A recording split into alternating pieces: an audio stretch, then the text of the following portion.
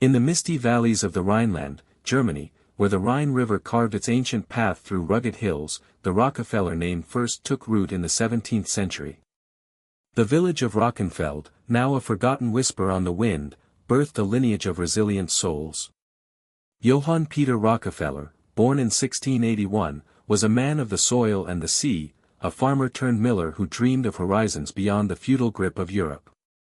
In 1723, at the age of 42, he boarded a creaking ship bound for the New World, leaving behind the thatched roofs and endless winters for the promise of Philadelphia's bustling ports. Johann Peter settled in Somerville, New Jersey, where the land was fertile and the air hummed with opportunity.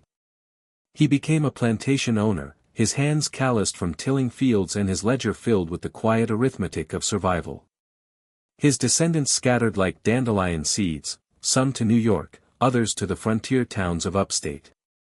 By the early 19th century, the family had woven itself into the fabric of America's Protestant heartland, Baptists mostly, with a smattering of Episcopalians, their faith a sturdy anchor against the tempests of migration. It was into this lineage that William Avery Rockefeller entered the world in 1810, in the sleepy hamlet of Granger, New York. Bill, as he was known, was a charmer with a silver tongue and a restless spirit.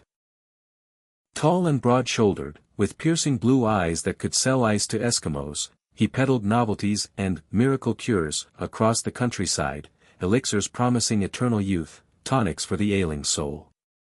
But Bill's life was a house of cards built on secrets. In 1837, he married Eliza Davison, a Scots-Irish woman from Middlesex County, New Jersey, whose quiet strength was forged in the fires of frontier hardship.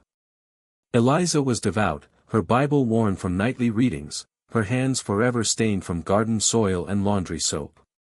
Their second child, John Davison Rockefeller, arrived on July 8, 1839, in the modest frame house of Richford, New York, a speck of a town where the Tioga River murmured secrets to the willows. The air was thick with the scent of hay and horse manure, and the family's fortune was as thin as the winter frost. John was a solemn boy, his dark hair neatly combed, his eyes sharp as a hawk's. While his siblings chased fireflies in the twilight, young John tallied pennies in a leather-bound ledger, his first lesson in the gospel of thrift: save, invest, and give wisely. Bill's wanderings cast long shadows over the household. He vanished for months at a time, returning with tales of distant cities and pockets jingling with coin, or empty, depending on his luck. Rumors swirled like autumn leaves. Bill had another family, another wife named Margaret Allen, 25 years his junior, tucked away in a parallel life. Eliza bore the weight silently, her faith unyielding as she raised 6 children, William Jr., John, Mary, Franklin, Francis, and Lyde, on cornbread and determination. By 1853, the family had drifted westward to Strongsville, Ohio, a suburb of the booming steel town of Cleveland. The move was born of necessity. Bill's scandals had chased them like hounds. John, at 14, dropped out of high school 2 months shy of graduation, his father's disdain for book learning echoing in his ears. Instead, he enrolled in a commercial school, mastering double-entry bookkeeping with the fervor of a monk copying scripture. Knowledge is power, his mother whispered one evening as they knelt in prayer, but wisdom is wealth.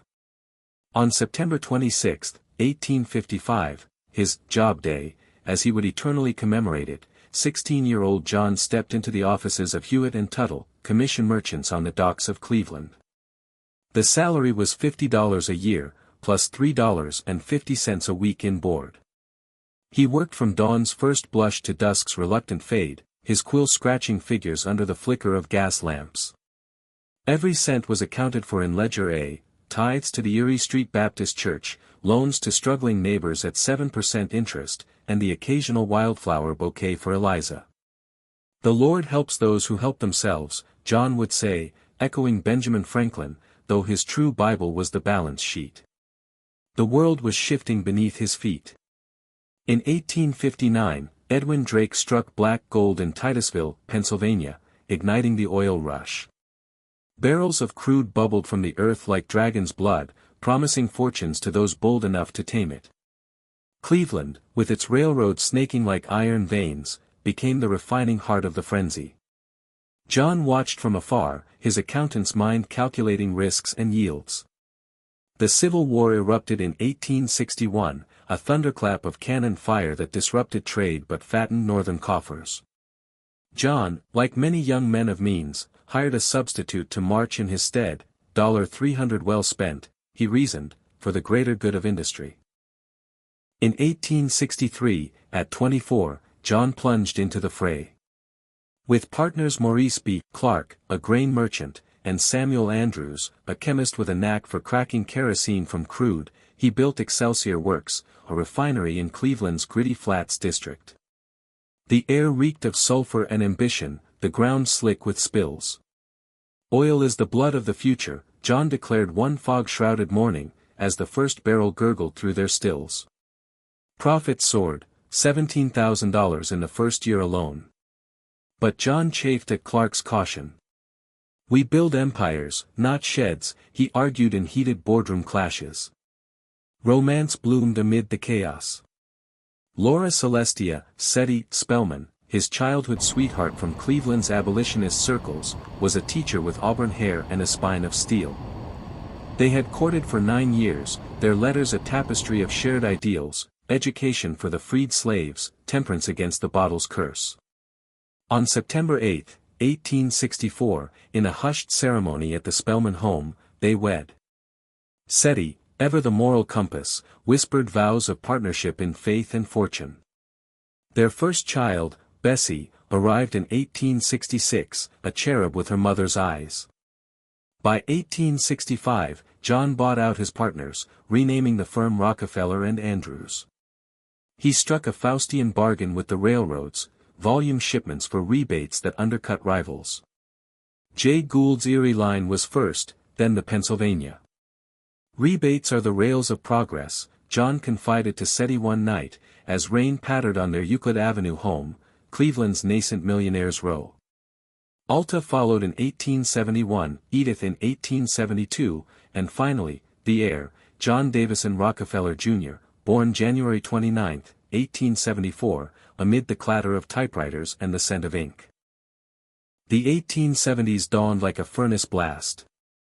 On January 10, 1870, with $1 million in capital, raised from kin like Uncle Stephen Harkness, John incorporated Standard Oil of Ohio.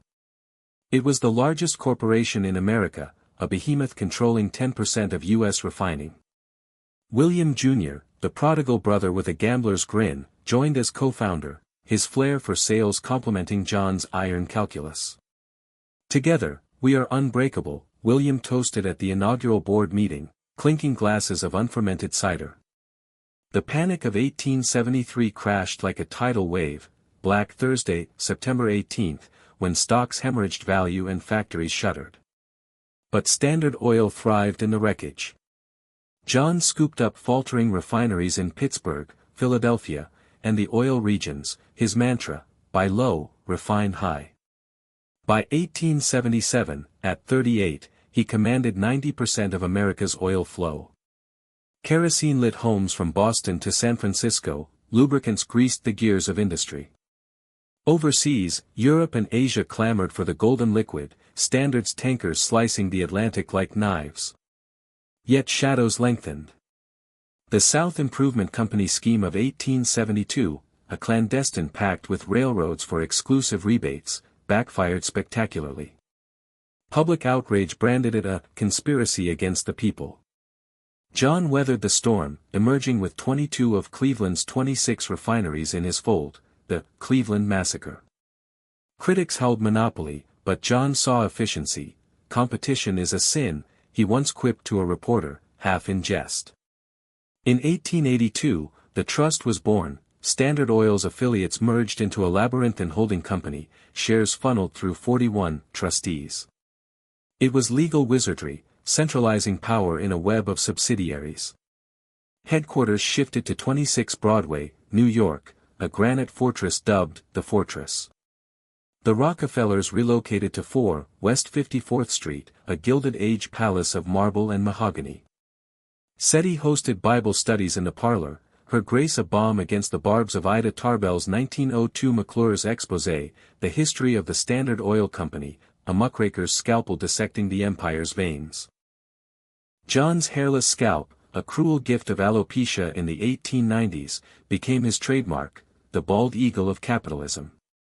He golfed obsessively at Pocantico Hills, his 400-acre New York estate expanding to 3,000, where Kikett, the lookout, rose in 1905, a neoclassical citadel overlooking the Hudson. Family life was regimented, Sunday sermons, no alcohol, and golf as communion. Health is the greatest wealth, John preached to Junior, then a lanky 13-year-old recovering from a nervous collapse in 1887.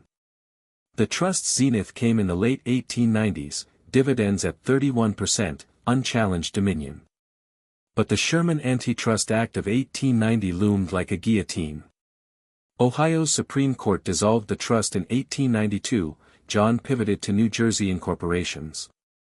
Theodore Roosevelt, the trust-busting Rough Rider, ascended in 1901 after McKinley's assassination, his barbed sharp, malefactors of great wealth. Suits piled like cordwood, 7 by 1907.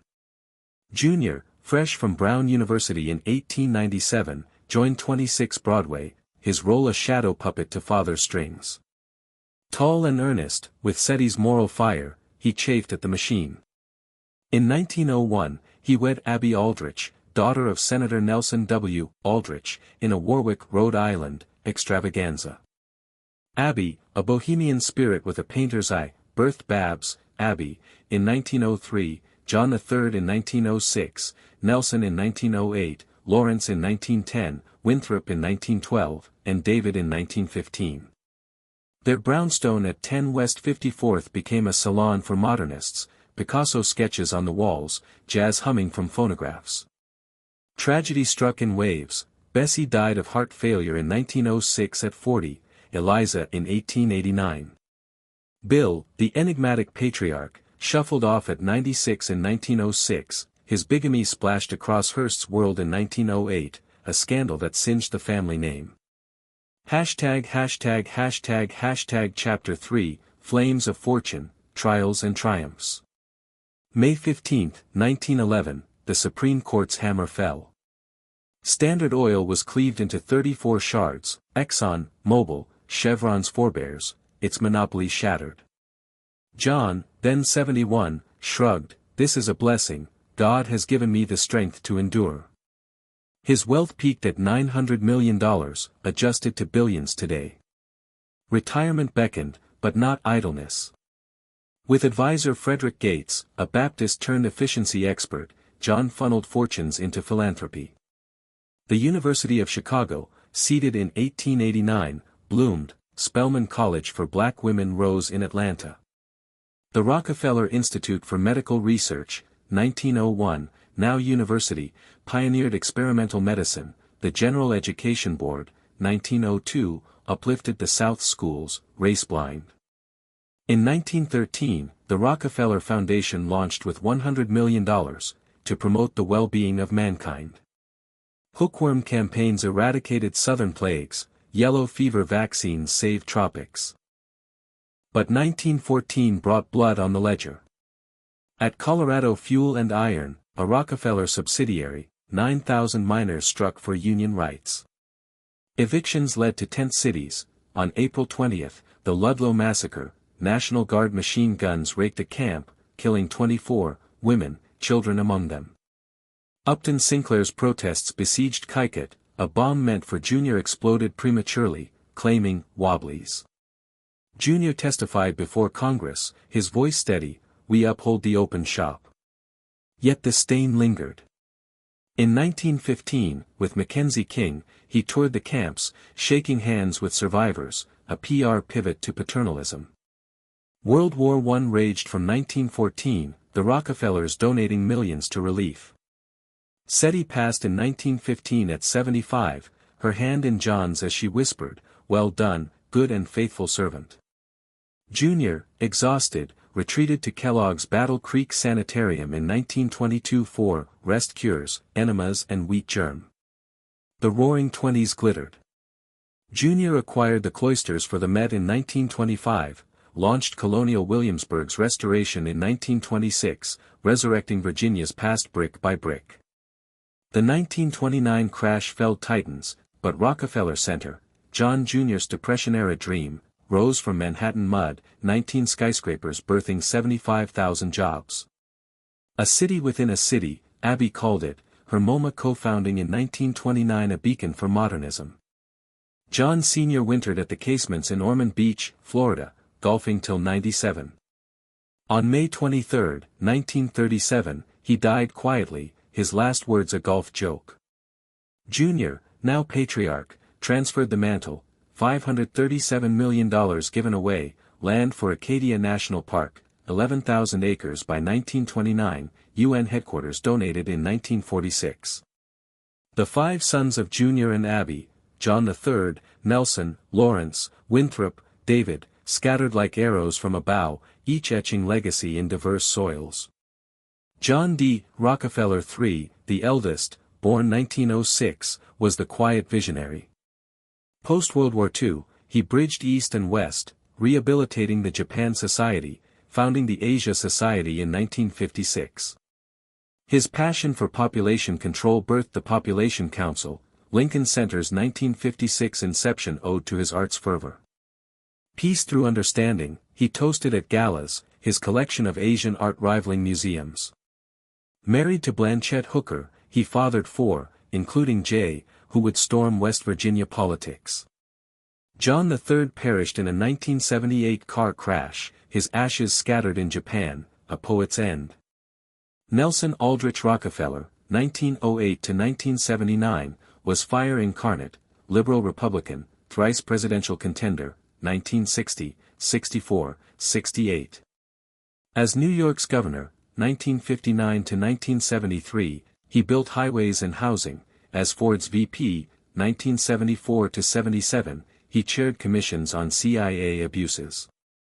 His Museum of Primitive Art, 1954, gifted to the Met, real estate mogul, he raised Penn Station for Madison Square Garden, progress's double edge. Married twice, 6 children, Nelson's life ended mid-jog in 1979, a tabloid splash. Lawrence Spelman Rockefeller, 1910 to 2004, the Green Knight, venture capitalist who seeded Silicon Valley. Venrock Associates backed Eastern Airlines, Intel, Apple, $30,000 in 1980 ballooned to millions. Conservationist supreme, he donated 76,000 acres for Grand Teton, Virgin Islands parks. J.Y. Ranch in 2001 sealed his wild legacy. Nature is our greatest trust, he wrote, his yoga and meditation a counter to boardroom wars. Married Mary French, 4 children, his 1991 Presidential Medal of Freedom gleamed.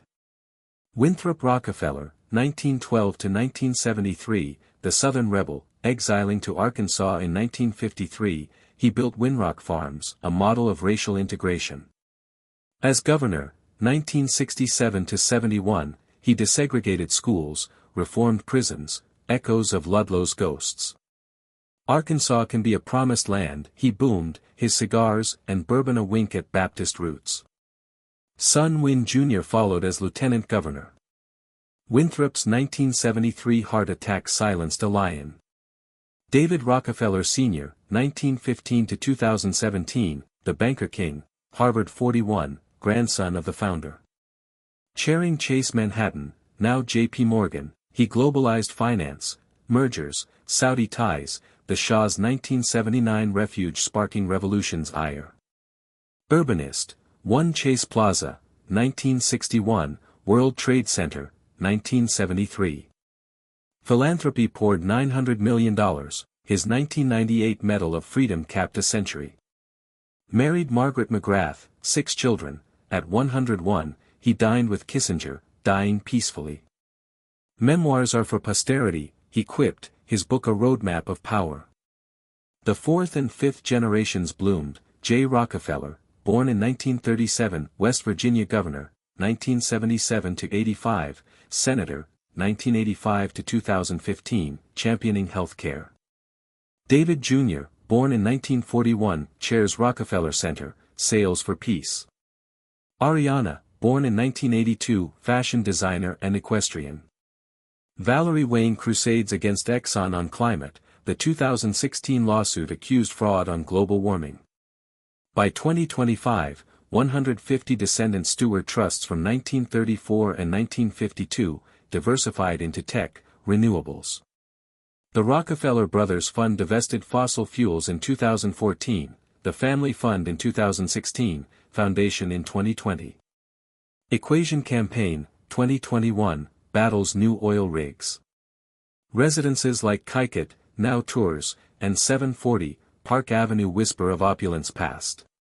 The Rockefellers, from Rockenfeld's mud to Manhattan spires, a saga of sin and salvation. John Sr.'s ledger closed with $540 million given, hospitals healed, minds enlightened, wilds preserved.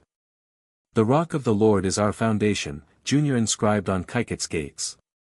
In an era of billionaires unbound, their story endures, wealth as stewardship, empire as elegy. Word count, 2,847. This narrative is crafted for YouTube scripting, dramatic pauses for visuals, chapter breaks for segments. For expansion to 10,000 words, we can add subplots like detailed Ludlow scenes or Nelson's campaigns. Let me know if you'd like voiceover notes or extensions.